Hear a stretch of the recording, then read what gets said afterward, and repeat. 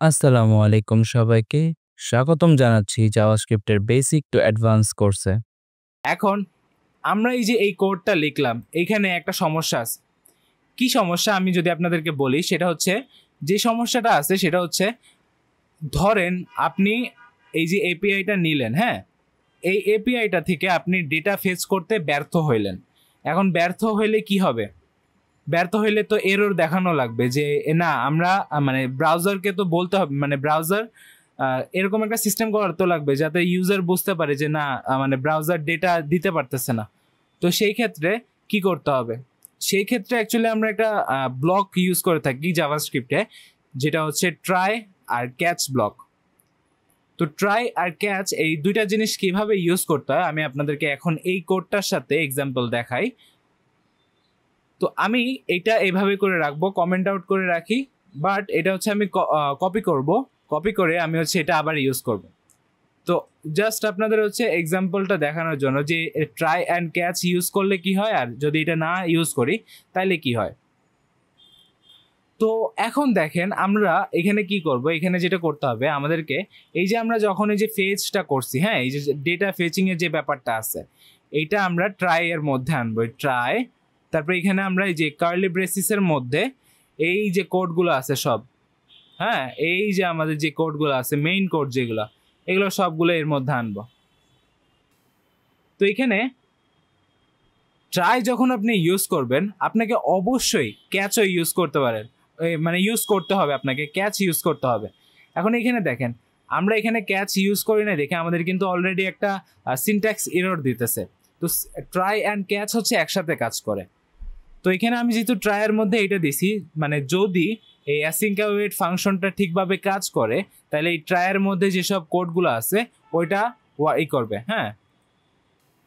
তো ট্রাইয়ের মধ্যে যেসব কোড আছে ওইগুলো মানে প্রিন্ট করবে। আর যদি ধরেন মানে কোনো সমস্যা হলো, হ্যাঁ, ধরেন আপনার ইন্টারনেট নাই অথবা কোনোভাবে এপিআই থেকে হচ্ছে আপনার নিতে পারলো না, মানে ডেটা নিতে পারলো না, সেই ক্ষেত্রে আপনার কিভাবে কি করবে, মানে মানে ব্রাউজার তো একটা এরর শো করাইতে হবে নাকি। তো এখানে আপনার যে এররটা মানে ক্যাচ যেটা আছে ওইটার মধ্যে আমরা একটা এরর নামে ERR এটা এইভাবে করে একটা প্যারামিটার দিব।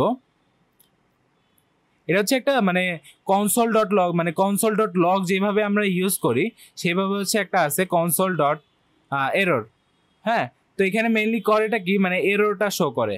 তো এখন যদি দেখেন আমি যদি এখানে এপিআইতে কোনো ভুল করি, তাহলে এখানে কি করবে? এখানে কিছু করতেছে না, এটার কারণ আছে এই যে দেখেন এখানে আমরা যদি দেখি, এখানে এরর দেখাইতেছে যে এখানে এই এররটা দেখাচ্ছে।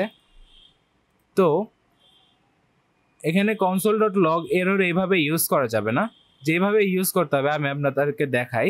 কনসোল ডট লগ ইউজ করতে হবে। তারপরে এটার মধ্যে আপনাদেরকে এই যে এখানে আপনি ধরেন এখানে লিখলেন যে you are having this error, এটার মধ্যে আপনি এখানে দিয়ে দিলেন মানে এররটা দিয়ে দিলেন, হ্যাঁ, এই যে এররটা আছে এটা পাস করে দিলেন। তো এখানে অবশ্যই একটা কমা ইউজ করতে হবে যাতে করে আপনি এটা ঠিকভাবে ইউজ করতে পারেন। তো এখন দেখেন আমাদের এপিআইতে ভুল আছে দেখে এখানে কোনো ডেটা ও ফেচ করতে পারতেছে না, এই জন্য আমাদেরকে এই এররটা দেখাচ্ছে যে you are having this error which is syntax error JSON dot parse. তো এইখানে আমাদের যে এররটা আসতেছে ওটা আমরা বুঝতে পারতেছি না, হ্যাঁ। তো কিছুটা এইভাবে হচ্ছে আপনার এই যে ট্রাই ক্যাচ যে ব্লকটা আছে ওইটা ওয়ার্ক করে।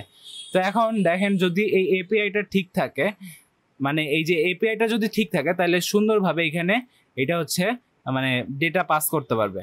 বাট যদি এখানে কোনো ভুল থাকে, ধরেন এখানে এপিআইতে ভুল আছে অথবা আপনার ইন্টারনেট চলে গেল অথবা কোনো একটা কারণে আপনার এপিআই থেকে ডেটা আসতে পারতেছে না, সেক্ষেত্রে আপনি হচ্ছে ক্যাচের মধ্যে এররটা শো করাবে দেবেন, ঠিক আছে। তো আশা করি আপনার এই যে অ্যাসিঙ্ক অ্যাওয়েট মানে কিভাবে আপনি ইউজ করতে পারবেন এটা বুঝতে পারছেন। তো এই দেখেন আমরা এখানে ট্রাই অ্যান্ড ক্যাচের মাধ্যমে হচ্ছে অ্যাসিঙ্ক অ্যাওয়েটের যে মানে ডেটা ফেচ করছি, আর এখানে হচ্ছে আমরা অ্যাসিঙ্ক অ্যাওয়েট ওইটা করি নাই। তো সেই ক্ষেত্রে আমরা কি হচ্ছে আমাদের দেখেন এখানে আমাদের কিন্তু ঠিকভাবে মানে করতেছে, মানে এখানে আমি যদি এটা কমেন্ট আউট করে দিই, মানে ট্রাই অ্যান্ড ক্যাচ যদি আমরা ইউজ না করি, অ্যান্ড এখানে যদি আমার এপিআইতে ভুল থাকে তাহলে সেক্ষেত্রে কি হবে? সেক্ষেত্রে কিছুই হইতেছে না। তো এখানে আমরা কিছুই বুঝতে পারবো না যে অ্যাকচুয়ালি আমরা প্রবলেমটা কোথায় ফেস করতেছি। তো এটা অনেক ইম্পর্টেন্ট যে আপনি আপনার যে ফেচিং যে ব্যাপারটা ওইটা হচ্ছে ট্রাই অ্যান্ড ক্যাচ দিয়ে ইউজ করবেন। তো আশা করি আপনারা এটা বুঝতে পারছেন যে কিভাবে অ্যাসিঙ্ক অ্যাওয়েট ইউজ করতে হয় ট্রাই অ্যান্ড ক্যাচের মাধ্যমে, ক্যাচ ইউজ করে। তো এতটুকুই ছিল আজকের জন্য। দেখা হবে নেক্সট ক্লাসে। ততক্ষণ পর্যন্ত ভালো থাকুন, সুস্থ থাকুন। আল্লাহ হাফেজ।